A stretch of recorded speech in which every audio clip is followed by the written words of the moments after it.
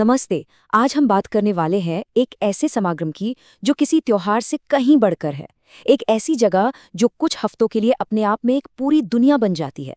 जी हाँ, हम बात कर रहे हैं महाकुंभ 2025 की, जो शायद दुनिया में इंसानों का सबसे बड़ा जमावड़ा है। इसके विशाल आकार को समझने के लिए बस एक नंबर काफी है। 40 करोड़। जी हाँ, 40 करोड़ लोग। 2025 के महाकुंभ में इतने लोगों के आने का अनुमान है। पता है ये कितना होता है? ये दुनिया के कई बड़े बड़े देशों की कुल आबादी से भी कहीं ज्यादा है। तो जाहिर है ये कोई मामूली जमावड़ा तो नहीं है। महाकुंभ को धरती पर होने वाला अब तक का सबसे बड़ा धार्मिक समागम माना जाता है। मतलब मानव इतिहास में आस्था का इतना बड़ा प्रदर्शन जिसकी कोई दूसरी मिसाल ही न हो। ये इतना बड़ा होता है, इतना विशाल कि इसे अंतरिक्ष से भी देखा जा सकता है। हमारी स्पेस एजेंसी इसरो ने सैटेलाइट से इसकी तस्वीरें भी ली हैं, और वो तस्वीरें दिखाती हैं कि ये समागम सच में कितना अविश्वसनीय है। तो सवाल ये है कि आखिर ये है क्या चीज? देखिए, ये सिर्फ एक मेला नहीं है, ये एक जीती जागती सांस लेती हुई परंपरा है जिसका इतिहास सदियों बल्कि हजारों साल पुराना है। लेकिन सवाल अब भी वही है, आखिर क्यों?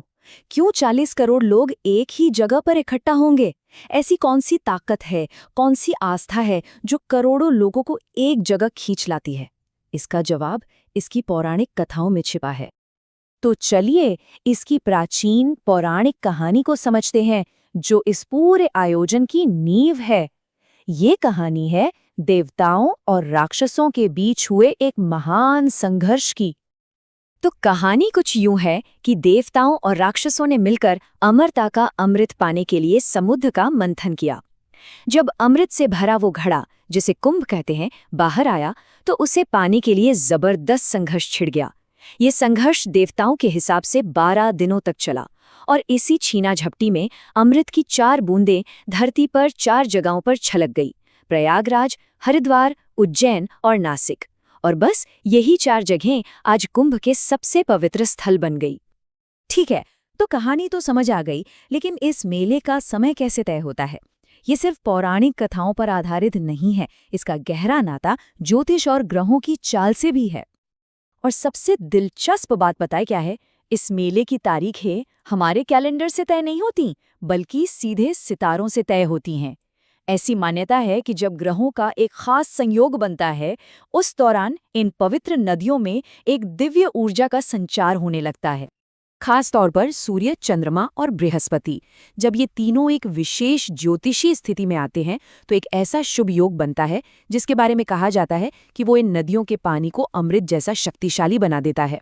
और बस वही होता है कुंभ के आयोजन का सबसे पवित्र समय। तो ये तो हुई पौराणिक और ब्रह्मांडीय बातें, पर चलिए अब जरा जमीन पर आते हैं और बात करते हैं इसके मानवीय अनुभव की, यहाँ होने वाली रस्मों की। करोड़ों लोग जो यहाँ आते हैं, उनके लिए सबसे बड़ा मकसद होता है एक पवित्र डुबकी, एक स्नान। लेकिन ये सिर्फ पानी में डुबकी लगाना नहीं है, ये गहरा आध्यात्मिक अनुभव है। आस्था ये है कि इस स्नान से सारे पाप धुल जाते हैं, आत्मा शुद्ध हो जाती है और मोक्ष का रास्ता खुलता है, यानी जीवन मरण के चक्र से मुक्ति। इस दौरान पूरा का पूरा कुंभ मेला एक बहुत बड़े आध्यात्मिक केंद्र में तब्दील हो जाता है। यहाँ देश भर से ऐसे ऐसे संत और साधु आते हैं जो आमतौर पर हिमालय की गुफाओं में या घने जंगलों में तपस्या करते हैं, दुनिया से दूर। तो आम लोगों के लिए उनसे मिलना, उनका आशीर्वाद लेना और उनसे ज्ञान पाना, ये एक बहुत ही दुर्लभ मौका होता है। और कुंभ में ही कुछ सबसे रहस्यमयी और प्राचीन परंपराएं भी जीवंत उठती हैं।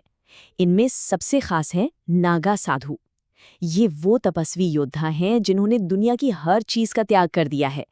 उन्हें हिंदू धर्म का एक तरह से रक्षक माना जाता है, और कुंभ की जो सबसे जरूरी रस्में होती हैं ना, उनका नेतृत्व भी यही करते हैं। लेकिन आस्था और परंपरा से हटकर एक और सवाल है, इतने बड़े समागम का नदी पर क्या असर पड़ता है? तो चलिए अब एक आधुनिक और वैज्ञानिक नजरिए से भी इसे देखते हैं कि जब करोड़ों लोग एक साथ स्नान करते हैं तो इसका पर्यावरण पर, खासकर नदी के पानी पर क्या असर होता है।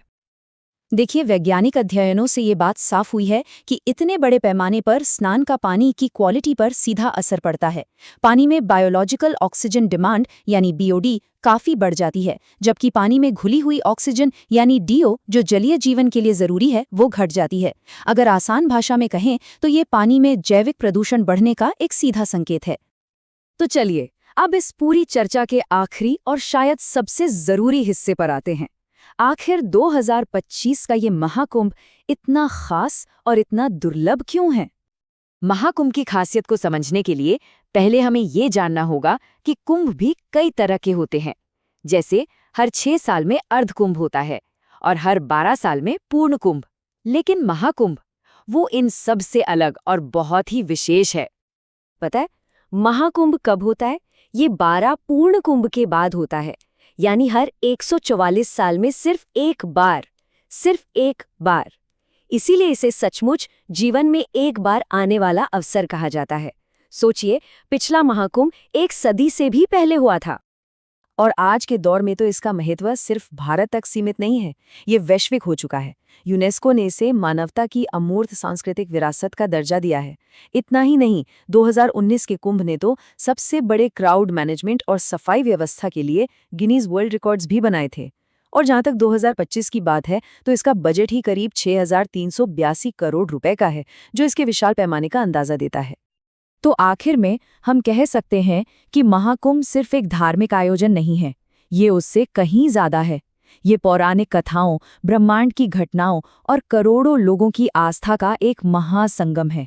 और ये हमें ये सोचने पर मजबूर करता है कि क्या ये विशाल आयोजन कहीं ना कहीं जीवन में एक गहरे अर्थ की हमारी सामूहिक खोज का ही प्रतीक है।